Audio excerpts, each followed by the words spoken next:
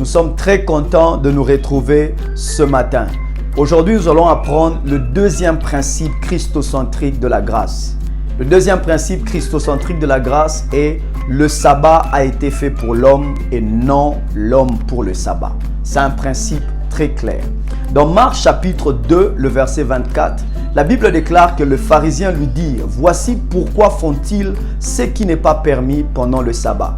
La Bible déclare que les pharisiens approchèrent de Jésus. Ils ont trouvé les disciples en train de faire ce qui n'est pas permis le jour de sabbat, alors que le jour de sabbat était consacré à l'Éternel. Le sabbat est dans l'Ancien Testament le quatrième de 10 commandements. Moïse est en train de le donner aux enfants d'Israël. Dans Genèse, le sabbat est considéré comme le 7e jour de la semaine. Un moment où il devait être calme, un moment où il devait être en repos, un moment où il ne devait pas toucher à quelque chose. Selon la loi de Moïse, la Bible est en train de dire que le 7e jour sera pour vous le jour de l'Éternel. Tu ne feras aucun ouvrage, ni toi, ni ton fils, ni ta fille, ni ton serviteur, ni ta servante, ni ton bétail, ni l'étranger qui est dans ta porte. Ça, c'est ce que la loi est en train de nous dire. Mais après plusieurs années, on a retrouvé que les pharisiens, lorsqu'ils sont venus, ils ont emmené cette loi plus dure. Et la loi est devenue lourde pour les enfants d'Israël. Et c'était devenu comme un joug. Les pharisiens, pour eux, ils croyaient que vous n'êtes pas même appelés à faire une assistance, à aider quelqu'un le jour de sabbat. Le jour de sabbat, même lorsque vous êtes malade, vous ne pouvez pas recevoir la guérison. Le jour de sabbat, même lorsque vous avez besoin d'une assistance, on ne peut pas vous aider parce que c'est le jour que Dieu a consacré, que tout le monde puisse se reposer.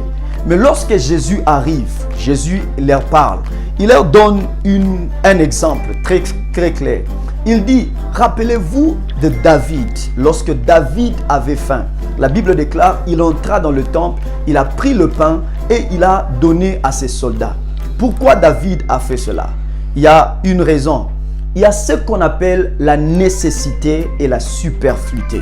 Il y a la nécessité, il y a la superfluité. La nécessité veut dire vous êtes dans une condition où vous avez besoin, vous avez un désir, vous avez soif de quelque chose. Même l'Éternel aux cieux comprend que vous avez soif de quelque chose. Et l'Éternel permet à ce que vous puissiez manger de ce pain. Et Jésus est en train de leur dire, et tant que berger, je ne peux pas regarder de mes yeux un bétail, une brebis qui sont connectés à moi, être dans la souffrance le jour du sabbat. C'est pour cela, plusieurs fois, la Bible déclare que dans le temple, le jour de sabbat, Jésus a continué de faire des guérisons, a continué de faire des miracles. L'histoire de cette femme qui était courbée pour 18 ans. La Bible déclare que c'était le jour de sabbat que Jésus a guéri cette femme. Pendant que tous les pharisiens étaient contre cette action, Jésus a simplement dit quelque chose de très important. Qui de vous peut permettre à ce que son bétail soit dans une condition difficile le jour de sabbat et il promet l'assistance pour demain? C'est ça la question, c'est ça le problème. Les pharisiens aiment que la loi soit appliquée à d'autres personnes, mais pas à eux. Lorsqu'ils sont dans des conditions où ils ont besoin d'une aide, ils sont prêts à briser la loi pour avoir ce qu'ils sont en train de chercher. Alors Jésus est en train de leur dire que je suis le bon berger. À chaque fois qu'une brebis sera dans le problème, à chaque fois qu'une brebis aura besoin d'une guérison, peu importe la loi, peu importe le jour, moi je vais commencer à étendre ma main pour aider ces personnes.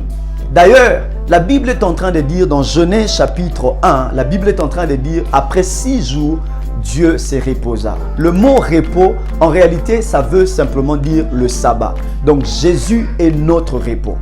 Donc, de Genèse jusqu'à l'arrivée de Jésus, tous ces gens étaient en train de travailler dans la loi. La loi, c'était une manière de travailler. Vous devez faire des efforts. Vous devez travailler afin que vous soyez acceptés à l'Éternel.